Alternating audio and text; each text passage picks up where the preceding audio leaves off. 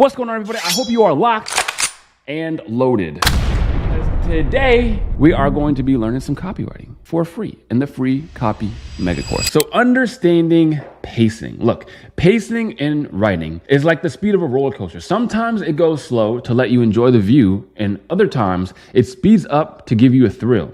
In copywriting, knowing when to slow down and when to speed up keeps your reader interested and engaged. This is extremely important because oftentimes I see people start with these really long blocks of text, and then maybe they have some shorter ones way down at the bottom of the email, or maybe they just do all short text, and it feels like I'm just reading vertically. These are things that are going to kill an email. They're going to kill any type of copy because the pacing is just off. Think of it like an action movie. When there's an action movie and there's nothing but fight scenes, eventually the fight scenes get boring and you're like, wow, this action movie isn't very good. But other times there's this like exposition and like these guys are talking to these guys. You get kind of confused. You're bored. You're like, yo, where's the people running up walls and doing matrix flips and stuff? So why is it important? First and foremost is clarity. Slowing down the pace helps explain important details clearly, ensuring the reader understands your message. Engagement. Speeding up the pace with short, exciting sentences keeps the reader's attention and makes your writing dynamic. And next is flow. Good pacing creates a natural rhythm, making your copy enjoyable to read and more persuasive. So how do we actually do this? We know it's important, but how do we do it? So first and foremost is to slow down to explain. Use longer sentences and more detailed explanation when you need to clarify something important. For example, to build muscle effectively, you need to understand the role of protein in muscle repair and growth. Eating the right amount of protein helps your muscles recover faster and grow stronger. So that is kind of like the value portion of the email. That's where you can do a little bit of explaining, but of course you don't want to get too deep into the explaining. You don't need to go into protein synthesis and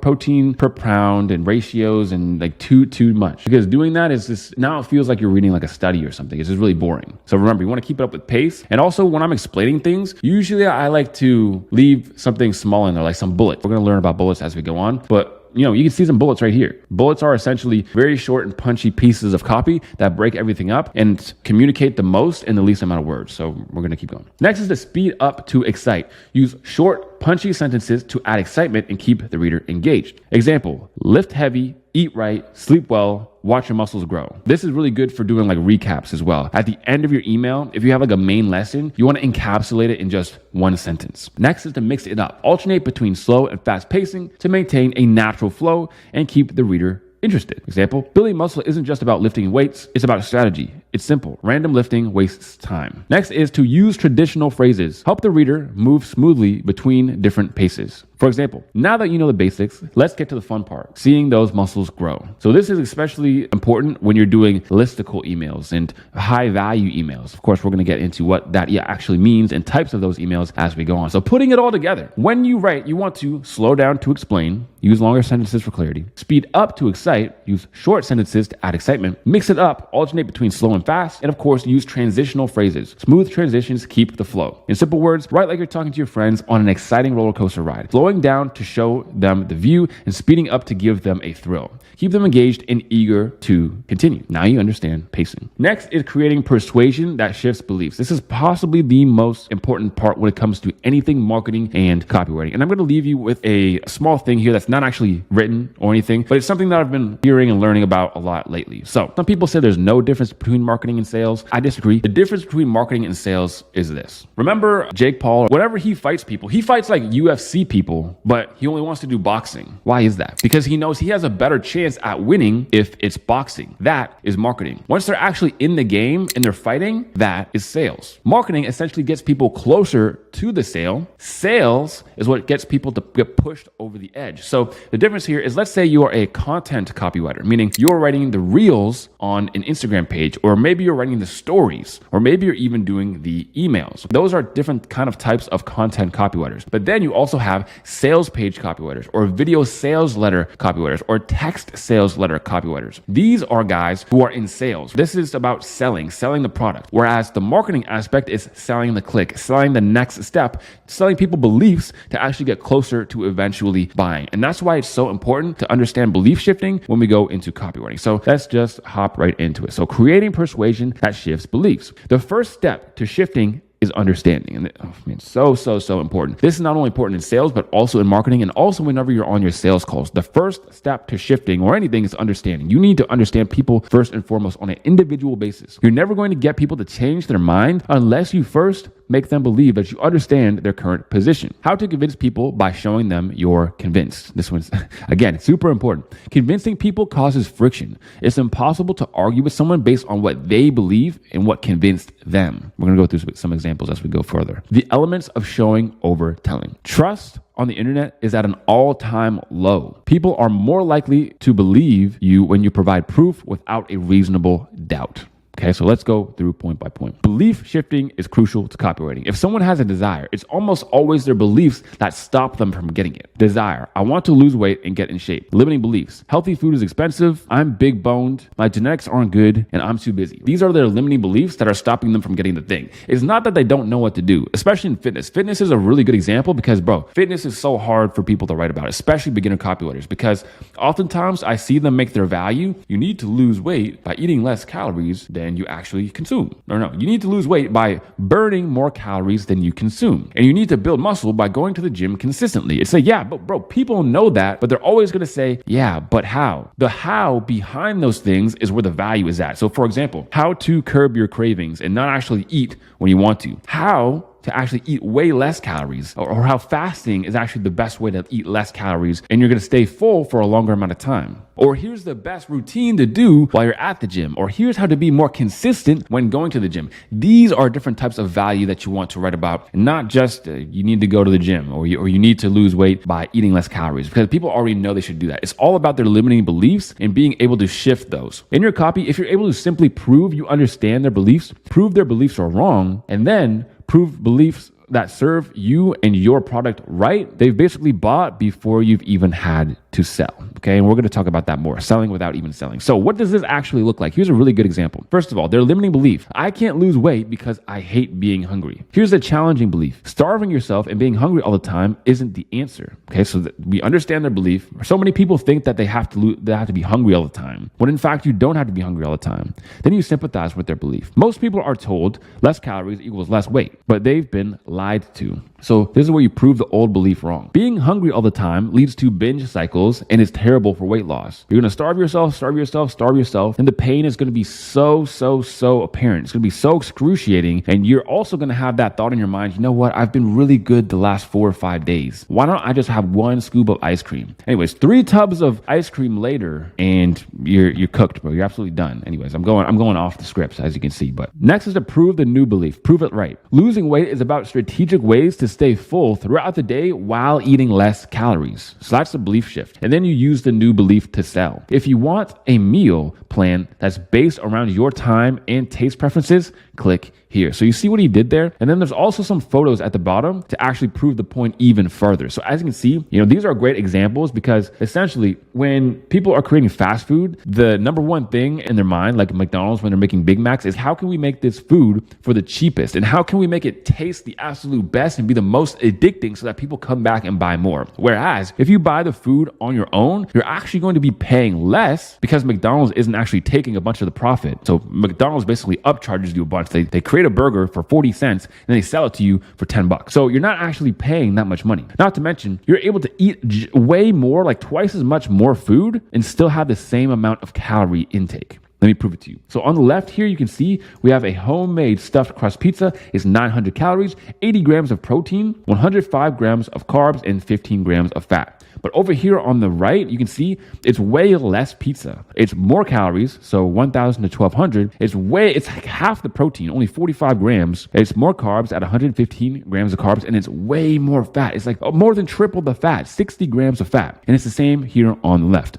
Homemade cheeseburger, you get literally 2 cheeseburgers and way more fries. And on the right, you get 1 cheeseburger and just a little bit of fries. And the macros are way better on the homemade stuff. And there's so many different examples of these. So you being able to show this to people, like, you can literally eat 2 burgers and fries every day. It's only 1,200 calories. And if you're able to do this, show them how, and show them how to actually work it into the routine and do the rest, dude, that's how you sell right there. You actually give people value, and you shift their beliefs so that they are closer to the sell. Next. Okay, so this is a visual representation of what this looks like. So here's what correcting looks like. Someone might say 1 + 1 = 3. And when you go ahead and say wrong, they're going to get frustrated, angry. You're going to cause friction, and they're going to say no, and you're not going to get anywhere. Nobody's going to get anywhere. And then next is belief shifting by first understanding. 1 plus 1 equals 3. And then you can see, I see how you could think that. Just being able to say that, I see how you can think that. In fact, I thought that too until I found that 1 plus 1 equals 2. And then I was shocked. And then I was able to get my dream state. And now they're going to think, oh, shoot, I was wrong. And I'm one step closer to actually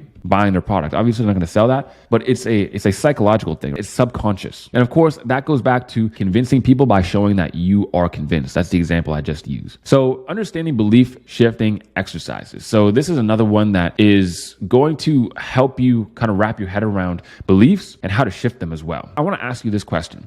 Do you feel as though you choose your beliefs? Most people would say yes, but consider this. When people are asked, most would agree with the statement that they can choose their beliefs. But let's see if that's entirely true. Picture someone kidnapping your family and holding them at gunpoint. I know the example is extreme, and I hear this in sales all the time. It kind of makes me cringe, but it's just like, let's just say it's life and death, okay? The kidnapper says, the only way you get your family back is if you believe that I'm Jesus. Now, the best you can do is say that you believe he's Jesus, but still, actually believing him is something that's completely different. So you'll be like, okay, all right, man, like you're Jesus for sure, but do you actually believe that? Probably not. Now imagine he turned water into wine, walked on water, and then casually proceeded to split the sea. Then would you believe him? You'd be like, oh, damn, this dude is actually Jesus. You can't get people to truly believe something without first submitting the evidence that it's true. With strong enough evidence, it's difficult to not hold certain beliefs. Not only is this a copywriting lesson, but also a lesson in life in general. And so to understand how to actually show proof, we have proof showing strategies. Number one is analogies. Okay, so understanding how to utilize these in your copy. And of course, we're going to go over tons and tons and tons of examples, but understanding how to utilize these proof showing strategies or justifications is going to let you create very, very persuasive writing. And everything in copywriting is persuasive. Every advertisement that you see, every video sales letter, every email, everything is meant to shift your beliefs. So let's go into actually how we're going to do that. First and foremost is analogies, a way to explain something by comparing it to something else that is easier to understand. It's like saying a computer is like a brain because it processes information. Okay, so that's the analogy. Next is quotes. Quotes are powerful because they provide authoritative support for an idea, making it more credible. They also resonate emotionally with readers, helping to enforce and shift their beliefs. Now, we have tons of examples at the bottom, so you're going to be able to better wrap your head around everything here. Next is, of course, statistics. Showing statistics is effective because they provide concrete factual evidence that support your claims. This helps to build trust and credibility, making it easier to convince people to change their minds. And next, of course, is more proof showing strategies. Cost narration. This one's big. Cost narration is important because it demonstrates the significant effort or investment behind your claim, making it more compelling. It shows the value and credibility of your knowledge, helping to convince others of its worth. Two more. One, hypothetical example. Hypothetical examples, much like analogies, are important because they illustrate how a concept can be applied in real life situations, making it easier to understand. They help readers visualize potential outcomes, making your argument more relatable and convincing. And then last but certainly not least is borrowed authority, kind of like quotes. Borrowed authority is effective because it leverages the credibility of experts or well-respected sources to support your claim. This association enhances the trustworthiness of your argument, making it more persuasive to your audience. So let's just go over some examples. So quotes. As Steve Jobs once said, innovation distinguishes between a leader and a follower. Now this works because let's say I said this, you're gonna be like, oh, well, yeah, I don't know, but this is like this dude. Who knows him? He's some online dude. You just met me. But you know Steve Jobs, you know, if you're in business, you know, he's the guy to listen to. If you don't listen to Steve Jobs, I don't know who you can listen to if you're trying to build a business. That's how quotes work. Next is statistics. Studies show that 80% of new businesses fail within the first 5 years. Okay, that's a real statistic too. Next is cost narration. I've spent 5 years and $10,000 researching the best fitness routines to develop this program. Here's how it works. You're showing exactly what goes into you actually knowing what you know. And then the next is the hypothetical examples. Would you rather have a 90% chance of growing your business year over year or a 3% chance to double your revenue? So would you rather a high probability, low growth, or would you want a low probability, high risk, high amount of possible growth? That's what the hypothetical example is. And what that could be proving is when it comes to scaling, you don't want to scale your business too aggressively because then you're risking what you already have. Whereas if you scale it consistently over time and scale it the smart way, you have a lower chance of blowing up your business. Next is borrowed authority. According to Harvard Business Review, companies that invest in employee training see a 24% increase in profit. Everybody knows what Harvard is. Everybody trusts a Harvard Business Review because they are the top Ivy League school. And then last but certainly not least is analogies.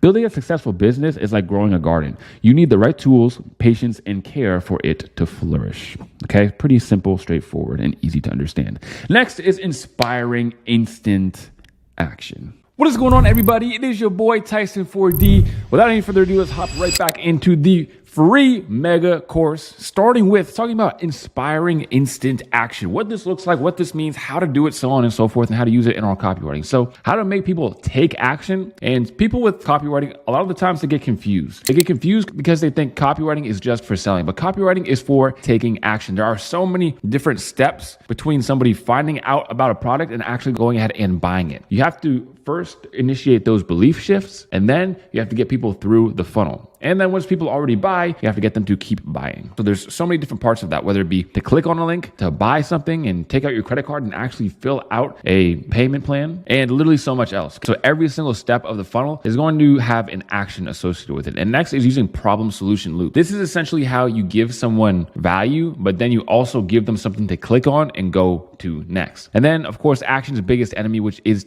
confusion, and how to eliminate the confusion, how to avoid it at all costs. So how to make people take action. In order to make people take action, you need to give them something that they want on the other side. And you do this with a call to action. This is essentially like you're leading them there with some bait or with like a cookie, for example. I'm going to give you something that you want, but in order to get that thing that you want, you have to take this action. Click here to learn how to convert more casual viewers into dream buyers is an example. Using the problem solution loops. Many copywriters struggle with the idea of how to give value inside their email while also giving a call to action at the end. And the answer is in problem solution loops. The more solutions we have, the more problems arise. Now that you know that losing weight isn't just about calories, but is just as much about learning how to avoid hunger, click here to XYZ. Learn how to lose weight by avoiding hunger at all costs. Lose weight while staying full. Now that you have this, and now that you know this, and now that you actually got the solution, you know what to do. If you want to know how to do it and have those exact steps, that is right here through the link. That is the problem solution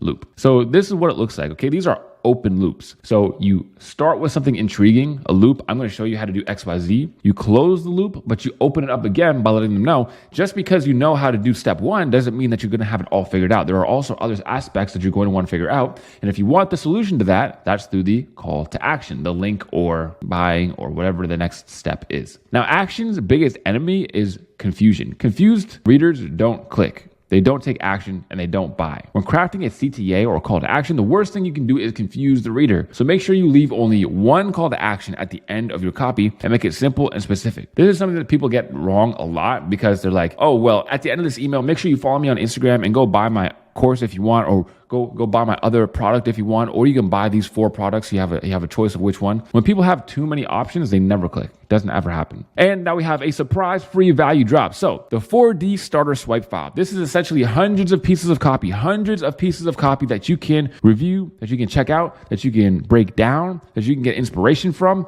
inside of the 4D starter swipe file. Next, we have the 4D AI prompt pack. I'm going to go way deeper into creating copy with AI and going to be doing it in front of your eyes as we go on. But if you want the complete prompt pack, it is right here in the 4D AI prompt pack. And of course, the emails from scratch blueprint. I'm going to open this up. And as you can see, we have in here the emails from scratch blueprint. So we have the steps, we have the emails as well. So these are 3 emails that I created that you can go through and check them out. And you can see essentially what makes them tick. So you guys can get those 3 resources for free inside of the Copy Starter Kit. I'm actually going to show you exactly what that looks like. So guys, here I am in the free Copy Starter Kit. As you can see, I have way more than the stuff that I actually showed you right there. We have playbooks, we have the kit itself right here, we have the first client challenge, we have the mindset course, community trainings, and everything else down here as well. So if you guys want access to this complete thing, again, that is down for free below in the description. I mean, wow, just look at all this stuff. Swipe file, portfolio builder, email copywriting templates, outreach scripts. I mean, it is all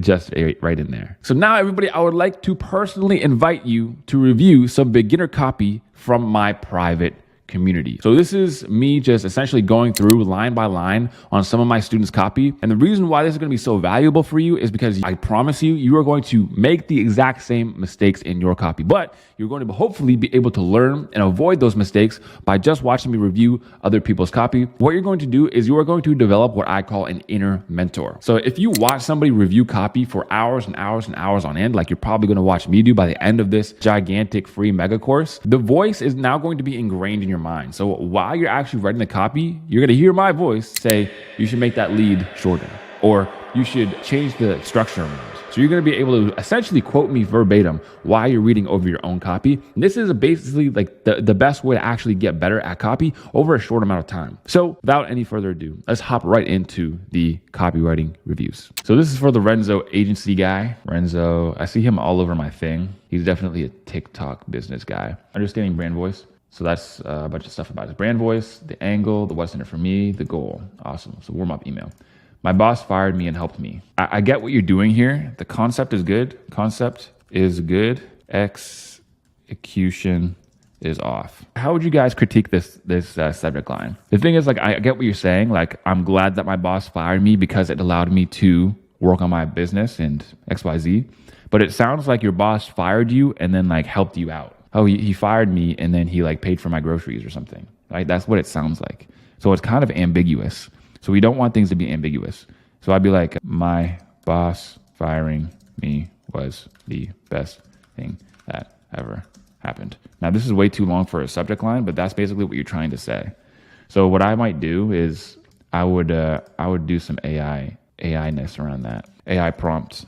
I fired my boss. Yeah, it's kind of a common angle. I fired my boss, but some people haven't heard it before. I've been in the biz ops space, so I've heard it for like, I said no to my boss. That one's a bit better, but still kind of ambiguous. And it made me a millionaire. Yeah, no, the preview actually kind of saves it. I might even make it more dramatic. I told my boss to, I don't know, something expletive. I'm not really sure, but you can make it, I don't know. This is good. You have some good ideas here. I'm not sure. They might be able to be better though. They definitely might be able to be better.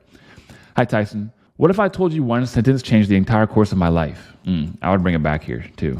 And what if I told you it could do the same for you too? How?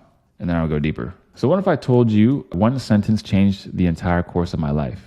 You can just say changed my life. Because remember, we're in the lead here. So in the lead, remember, you have to be really, really, really lean. Like you have to be extra conscious of the economy of words here. I might not even say, what if I told you? I could just start off with, one sentence changed my life. Tyson, I wouldn't even use the first name here. I would cut that. You're kind of overusing it. You already used it 2 lines ago, so I would cut. Life often puts us on a split path, and I faced such a moment once. If you find yourself stuck, my story might help you find your way. My way to what? Way to what? Might help you what? So he's like an agency guy, right? It was 2019. I entered at Microsoft. I became a robotics instructor teaching 6 to 9-year-old kids. Yeah, there's some things in here that are too specific, especially for the beginning of the email.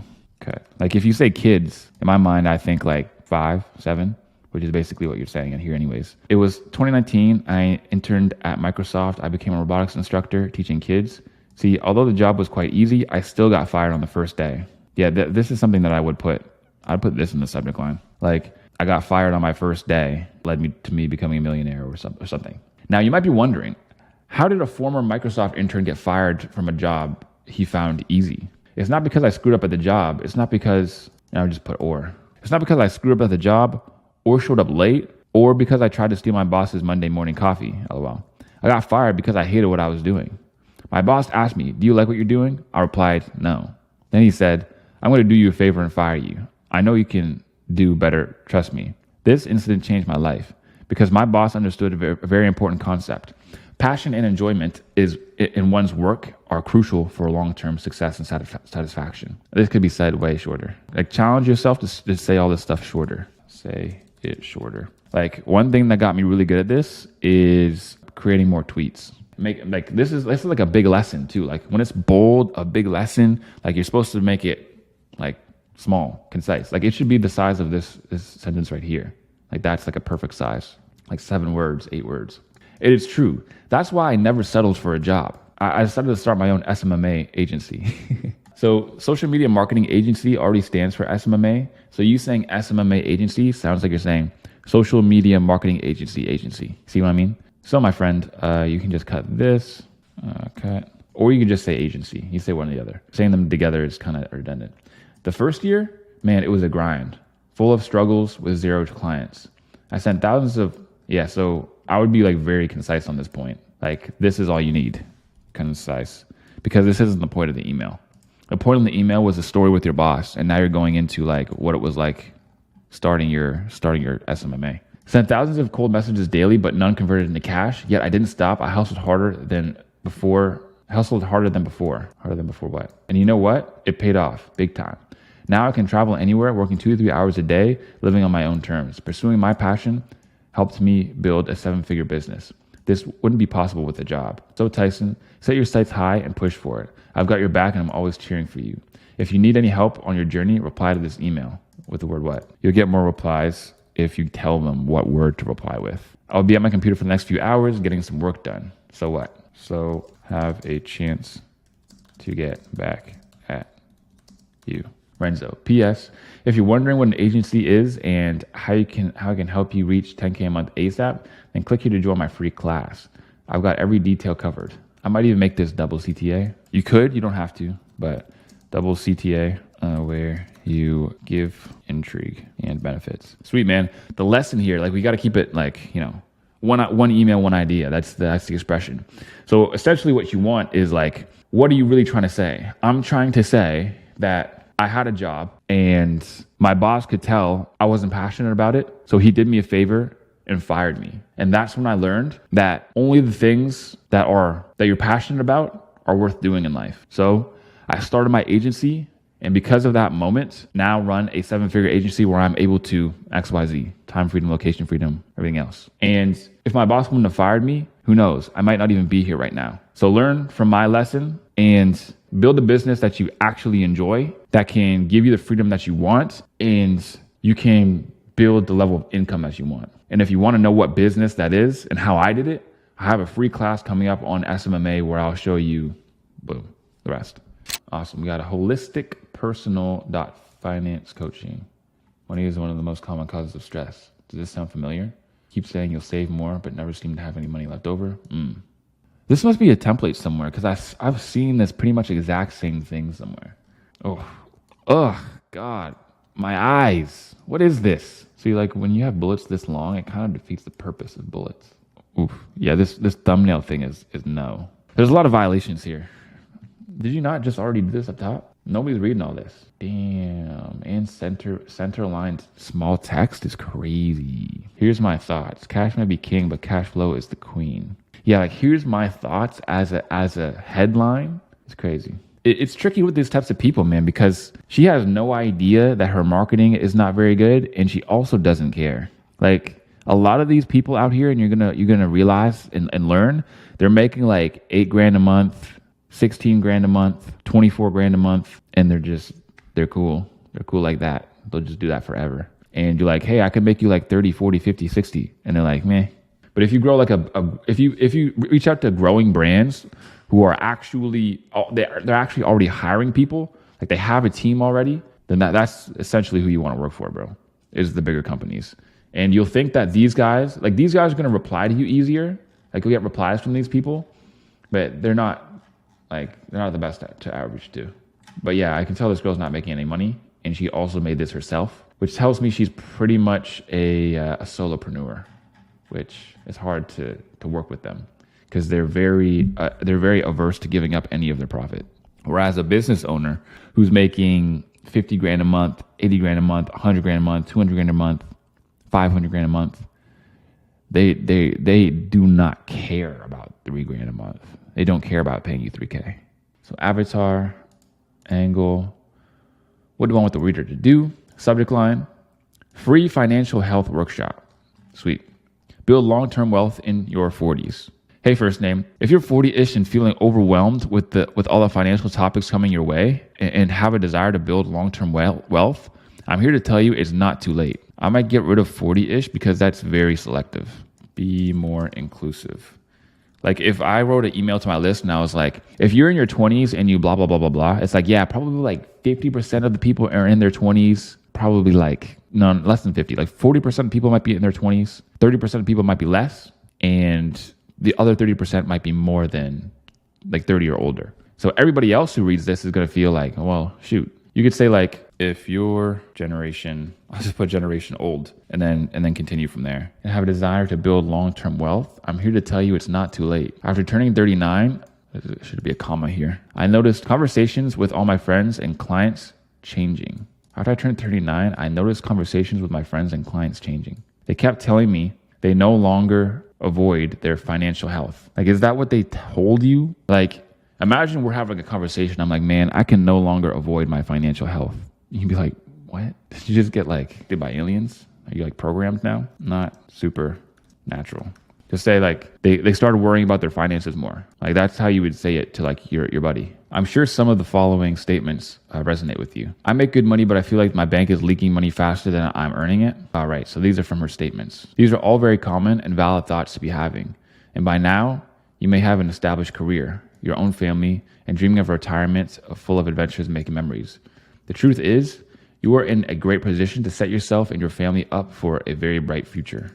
Avoid using words like very, because a very bright future means the exact same thing as bright future. You're just killing 4 characters. In my financial wealth workshop, I might say like in the financial wealth workshop, and I'll also put free here too. Free. I will teach you the 3 lessons you need to know, take control of your financial future and build long lasting wealth. Best of all, it's completely free. Yeah, you lead with free. You don't just end with free. Reply to this email with the word class to save your spot. Until next time, sign off. So I would definitely do a double CTA here. And you're starting to notice a common pattern. It's like with the last like 3 emails, I've been saying like, a double CTA would go well here, double CTA would go well here. But it really, this one especially, because you don't really tell me much about what it is. And it's a quite weak hook when you say like the 3 key lessons you need to know to take control of your financial future. Like if I'm doing a live for copywriters, I'm never saying, here are the 3 key lessons to making more money with copywriting. Like that's so vague. I would say, here's an outreach method that I literally used to close a $1,500 client up front. I'm going to walk you through step by step how I did it. And after that, I'm going to show you the exact emails that I actually sent him that made him $50,000 in 1 month. And I'm going to break them down line by line, right? Because these are tangibles. They're tangential. You actually get something. And it feels real because you give a lot of intrigue around it. And she probably doesn't have that on her thing because her marketing is weak sauce. But it also probably helps to write for better businesses too. You don't need another outreach method. But this sounds like fairy tale copy, my friend. This sounds like fairy tale copy. Next time, write your copy about a business and leave the link to them at the top so that I can give you better feedback. Yeah. So again, a huge problem that copywriters have and that you should not do is writing copy for copywriters. It's like trying to get better at chess by just like destroying your 9-year-old cousin at chess every single time. Really just like mating them in like 10 moves and they're done. It's like, you're not really going to get better at that. And it's also like trying to get better at chess by playing basketball. It's like, dude, this is not even what we're doing. like you're kind of developing your copywriting skill, but also not really. You don't need another outreach method. Hey, first name. A lot of copywriters are always looking for that brand new, super promising outreach method. Yeah, so you have a lot of filler words here. A lot of copywriters, so cut that, are always, this is filler, cut. And usually I wouldn't even review this because it's copy about copy, but I'm going to do it looking for that brand cut, super cut outreach method that no one's ever used before. Copywriters love looking for outreach methods, or they love new outreach methods. Like 5 words. Copywriters love new outreach methods. You have to realize the key isn't in the best outreach method. The key is consistency. So there's also know what's in it for me. I know what's in it for me. It feels like it's just a transcribed reel. That one no one has ever used before. You have to realize the key isn't the best outreach method. The key is consistency. You see, when you always try out new methods and never stick with one, you won't be able to see what works or not. Right. You won't be able to see what works or not, which results in you having bad outreach messages and not getting clients. Now, please choose one outreach method that fits you and stick with it. And if you want a simple breakdown of the different outreach methods, check out this video where I explain everything. So you have the overall ideas down, right? And you're only on week 2, so I'm not going to roast you at all. But you have the overall ideas down. Now, please choose one outreach method that fits you and stick with it. But I would give like the lesson, right? Where it's like you get better or you make progress doing one thing 100 times instead of 100 things one time. You see what I did there? I kind of made it like engaging, kind of like a tweetable line at the end. So yeah, here's how I would fix it, right? So again, at the beginning is way too long. A rule of thumb for you, my friend, when you go up to here to tools and word count, it should be around 14 maximum. This one's 15, but like 14 is if it's still like still super lean, right? Ideally, you want it to be like 7 to 10. So copywriters love new outreach methods. They think that if they find one that nobody's ever used before that's super effective, that clients will just come jumping at them and begging to throw their cash at them. But in reality, this is the furthest thing from the truth. And in this email, I'm going to show you the real secret behind getting copywriting clients. Because what most people don't understand is that outreach is a skill, not a method. There is no saturated method. There's only saturated ways to do the method. I'll give you an example. Back in 2022, everyone was sending out the exact same outreach method, the exact same email, just a few different words tweaked, to the point where businesses were opening up their email, their inbox, and there would really be 12 emails, almost the same subject line, almost the same email. Why? Because one really popular copywriting course with hundreds of thousands of people in it were giving people one email template to just try and spam out to everybody, as many people as they could. This caused nobody to get any clients. So why were 90% of people not getting clients, but there was still a small 10% of people who were? Well, it's because they were doing the same outreach methods, but in a completely different way. They were still using cold email, but they were using different cold emails than everyone else. And if you want to know how to actually personalize your outreach so that it's only yours and you're never going to feel like you're doing what everyone else is doing, then check out this video where I explain how to make personal outreach methods or whatever it is. That's how I'd freestyle that.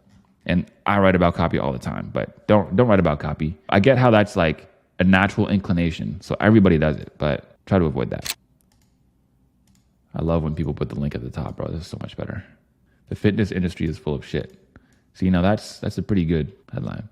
Most people think that in order to get fit, they need to go to the gym. Well, what's in a gym? Mostly weights and non-functional machines meant to primarily train your muscles, yet there's more than just muscles within your body. What about your tendons, your ligaments? What about your cardiovascular system? This is honestly pretty good, dude. Furthermore, the fitness industry is full of bad nutrition advice. Every fitness expert is sponsored by a supplement company that sells the belief that you need to take pre-workouts, protein, creatine, and other crap to get fit. Some even sell pills or teas that claim to help you lose weight. All of this costs a ton of money and none of it is necessary. I personally don't take any supplements and only train with my body weight. How is this possible? It all comes down to my methodology of the 3 pillars necessary to have a functional and shredded life. This guy has joined a coaching program. This isn't somebody who's completely not well-versed in marketing. So either he's taken a course or he's got somebody to do this or he's joined a program that's like a high-level mentorship program. The reason why I know this is because 3 pillars is a very, very coaching offer-esque thing to say. Whereas homegirl from before, like she would never know anything about no 3 pillars. She doesn't understand how to make her offer different. 3 pillars is essentially the core and the crux of an offer. You know what? I'm going to do that. I'm going to go through with you guys how to create a killer offer with pillars. Now, this isn't going to be the Hormozy like, oh, well, the offer has to be like, you add the guarantee at the end and blah, blah, blah, blah. Like, no, it's not like that. The offer makes your thing one of one, more attractive to your target audience because it teaches them how it works and then sells the implementation. You guys are getting a little bonus right here. I paid like 20 grand to know this, just so you guys know. Ravi Abuvala, Tanner Chittister, Lauren Tickner, all of these like high level coaches who are going to coach other business coaches are literally selling this for at least 15 grand, 20 grand, 25 grand. And this is the first thing that they help you do is fix your offer. And a lot of the people that you're working for are already going to have offers that are converting. But if their offer could convert better, or they're writing a VSL, or they're writing a sales page, or you're writing emails for them, and you need to figure out what their offer is, here's how you do it. So there's a few things to note. What do most people teach? Actually, now that I think about it, this dude legitimately probably did like the exact same type of program that I did, where it's like probably not even the same person, but it's a very, very, very foundational step is creating an offer like this. What do most people teach? Why is it inferior? Why is yours different? Pillar number 1, and that's like what you do that works best and why it works best. And then you also have to weave in justifications. And then you basically always want to add an analogy. Basically always want to add an analogy. It's like, it was really easy to come up ones with business. There you go, pillar. And then pillar 2 is like going to be the same thing. Number 2, like same as number 1.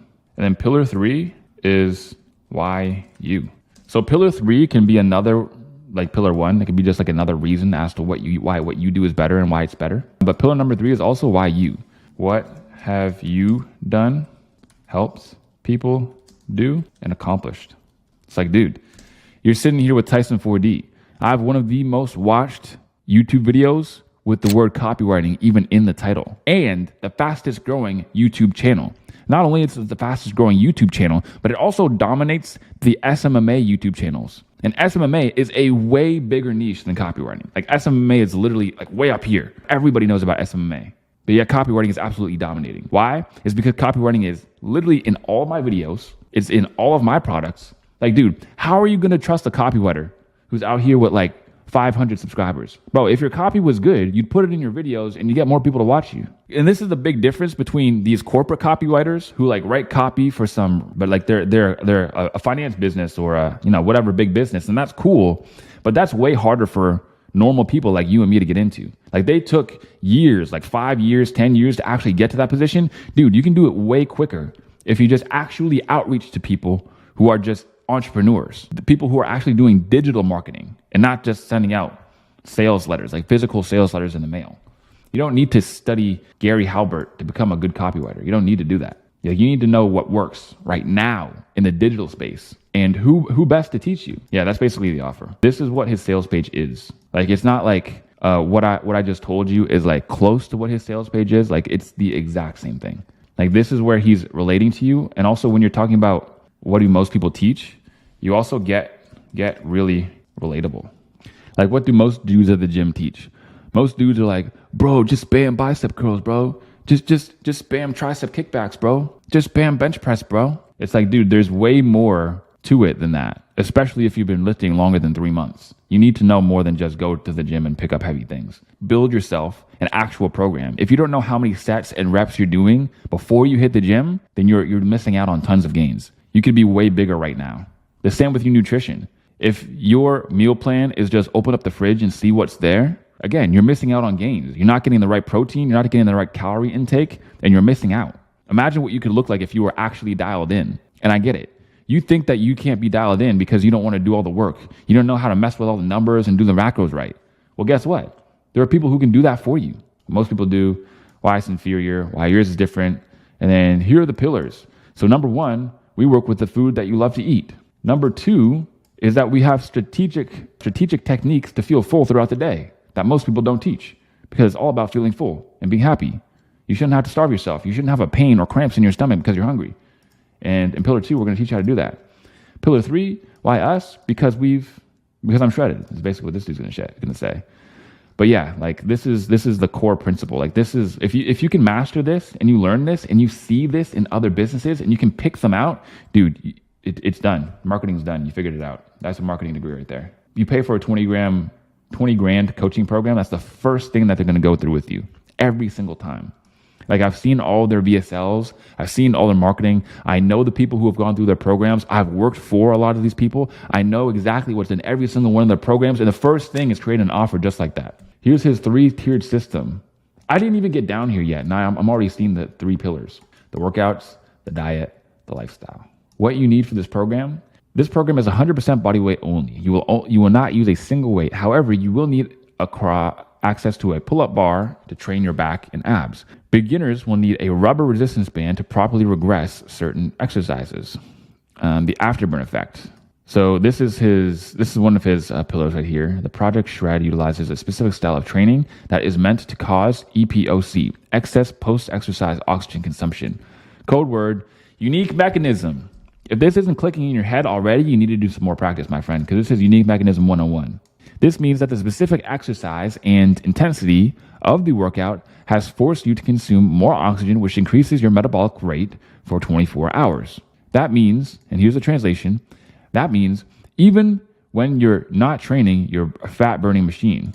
Now imagine doing that regularly with functional calisthenic workouts, a proper diet, and a healthy lifestyle.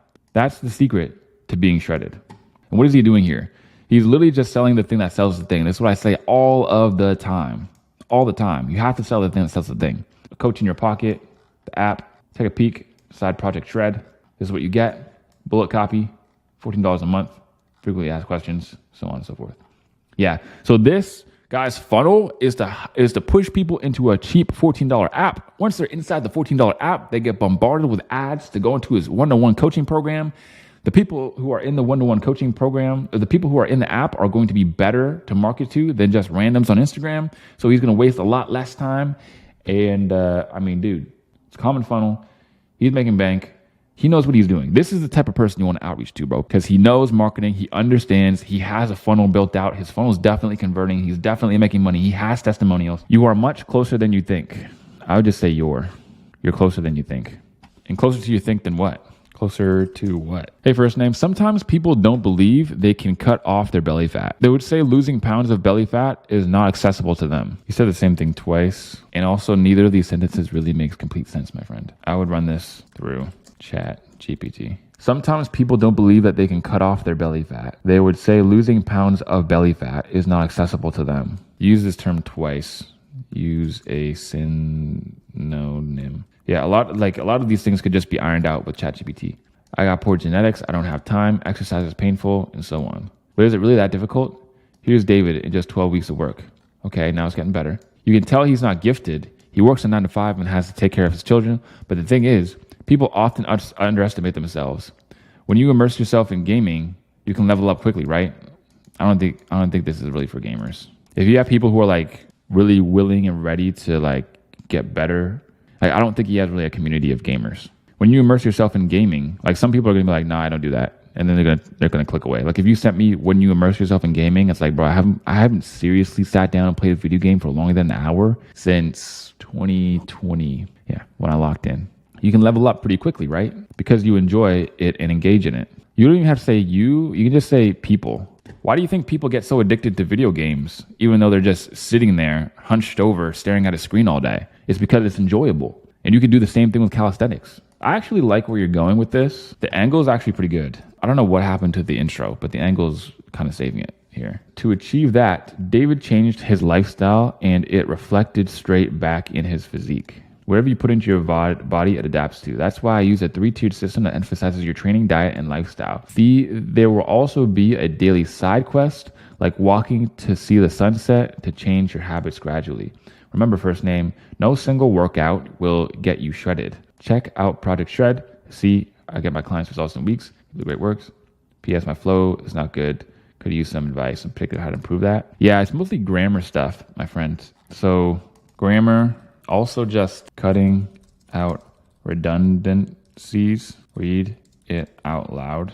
Because it's like, if I were to sit around and be like, hey man, I kind of feel like I can't cut belly fat. Like I have a lot of belly fat, but I don't feel like I can, like losing it is obtainable to me. I don't know how to lose my belly fat. I want to learn how to lose my belly fat. Like why are you saying that so many times? Right? Doesn't that sound weird when I say it out loud? Sometimes people don't believe they can cut off their belly fat. And also when you say cut off their belly fat, it sounds like you're saying like, cut it. Like people don't cut off their belly fat, and you can just say fat, and you can say lose weight. Like there's just a lot here. That's why I'm saying like you want to throw it through ChatGPT because it will be able to iron out all these problems. But while you do that, like you should also just read more copy and increase your English skill, my friend. Good. I'm glad that you got that. Here's the biggest piece of advice I can give you guys. If you're feeling really stuck and really demotivated and you're like, I really don't know what to do. Like I've been doing this for like a week. I've been doing this for 2 weeks or a month. Watch some more videos. Like I know that like I don't want you guys being in an eternal learning phase, but like watch some more outreach videos. Go back and watch the outreach videos that you saw, because a lot of the times you could look at something with new lenses because now you have experience. And after you have experience and you've been doing it for a little bit, it's almost like you're watching the video completely new again because you're going to see it from a different angle. And you're like, holy shit, I missed that. Or holy shit, that just gave me an idea. So go through the 4D Academy, go through CCA 2.0 and 3.0. Check if there's any stuff there. If you don't feel inspired yet, then go check out some of the stuff on the Tyson 4D channel. The stuff in there, like you just watch more stuff on outreach, and all of a sudden you're gonna be like, oh shoot, that's a really good idea. I'm gonna try that. And now it gets you inspired again because you're like, maybe this will be more interesting. And again, it's just like weight loss. The example we were just reading, it is like a video game. Why are you able to sit there hunched over your computer for hours and have fun? Well, because you are doing stuff, you're doing new stuff, you're making it enjoyable. And it's a lot more enjoyable to try out small other new things and add some tweaks and just go back. You go back and learn some more stuff and you're going to feel inspired again. I did that so many times. Whenever I literally had friends who were doing the copywriting thing with me and they would quit. I'd be like, shit, like I got really close to quitting a couple of times. I would just go back to all my courses, all the courses that I bought and some other stuff. I'd read through it all. And I'd be like, well, shit, now I have another action plan. I have a different game plan, or just add in something. A lot of people are like, well, I've been trying this. And it's like, well, are you tracking? No. We'll do that. Like the thing that a lot of people don't understand about tracking specifically is that I get it. It feels like you don't need to track. You're like, why would I track? It doesn't make any sense. The biggest reason why tracking works so well is just because it calls attention to what you're doing. A really easy way to be more productive is track your time. You don't even have to do anything besides the sheer fact of tracking your time, and your time will be better spent. Isn't that weird? You don't have to change your diet. You track your weight and track your calories, and all of a sudden you're going to start losing weight just because you know what's going on. You're more intentional about your actions. Same with outreach. Go out there, watch some videos, get inspired, keep killing it, keep grinding. I'm always going to be showing up just like you guys are. And of course, I'll see you guys on the next one. Let's do the Jay Waller motivational. This is from my boy Nick. My story for success. I would make it more about them somehow. Make it something more about them. We'll brainstorm some stuff after we read the email. Hey, Name, if you're struggling to be more successful in life, then I'd like to share with you a story that'll help motivate you. If you want to be more successful, you have to be willing to do things that others don't want to do. People ask me all the time, hey, Justin, what do I have to do to become successful? And I look at them and I'm like, when I was 19 years old during the 2008 recession, I didn't have a thing in the world going for me and desperately tried to get a job on the side of a multi-million-dollar project. The assistant stopped me from seeing the manager. It felt like my world was about to collapse and every piece of my life was crumbling apart. But I had nothing left to lose, so I went back again and again and again. And so finally, I was able to get a chance with the manager. He was shocked to see my face. He looked at me and said, who are you? I explained my current job situation to him. And he replied, so you mean to tell me that you came all the way from home, snuck past the guard just to talk to me into getting a job? I shit my pants. When I told him, well, yes, sir, the manager leaned back in his chair. There was an awkward pause and told me straight up, I like that shit.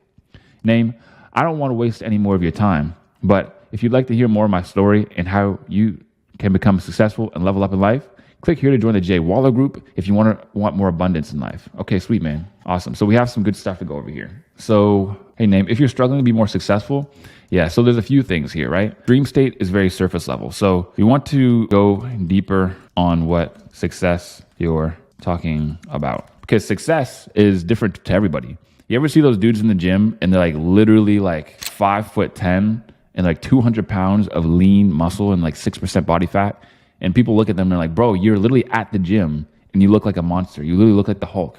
Like, bro, you're done. Go home. You finished. You've completed. You're at the physique now. Like, what more do you want? But they are literally the type who are like, success is just more. Success is bigger. That's what success looks like to them. And if they were to meet a rich guy who had $1 million or whatever just sitting in the bank account, but wasn't super swole, he would consider himself more successful than the rich dude, because people measure success differently. So it's really important in copywriting or just in content in general to be very specific about what success means. So in Justin Waller's instance, it would be like, be more success as in make more money, become more important, and take care of the ones you love. That sort of success. Here's how you can talk about it. If you're struggling to become successful in life, then I'd like to share a story that'll help motivate you. So this is basically a PAS. Here's where you agitate. So here's the problem. I'm going to offer you a solution. Here's why I'm going to offer you the solution. That's how PAS goes. Overall, the structure is PAS, but it's kind of more like problem. What's in it for me? Agitate, and then solution. And this one's really hard for people to get because it's difficult for people at first, because it's not natural speaking patterns. You don't usually talk about fixing something bad, talking about how you fixed it and how somebody can fix it, and then going back to talking how it's bad again and then telling a story. Like, that's not how people usually speak. First of all, relate to them, show them that you have the solution to their problem, show them that you know their problem even more, and then give them the solution. So I like to share how it motivates you. If you want to become more successful, be willing to do things you don't want to do. This is like the main lesson. The main lesson here, you can save for the last part. It would be like this. It would be like this. People ask me, Tyson, why are you such a hard worker? Now, here's what you did. I'd be like, well, I'm such a hard worker because I was forced to. And then I could go into the story. Or what's even more effective is you could just go into the story, tell the lesson of the story at the end. So I'll give you an example. Tyson, how are you such a hard worker? Well, back when I was 16 years old, I applied and handed out my pretty much blank resume to every convenience store, grocery store, or cashier job in the whole city. And I got 0 calls back, literally none. I could not find a suburb job for the life of me. So I had 2 choices. I was either going to be literally just broke at 16 and not have any money, and my family didn't have any money. And at the age of 16, my mom was literally like, okay, you got to start paying bills around here, because if you can have a job, then you're going to have a job, period. So I didn't have a choice. Well, she would have kicked me out at 16. She kicked me out at 18, but she would have kicked me out at 16 if I didn't start paying. So I joined the army. I was forced to.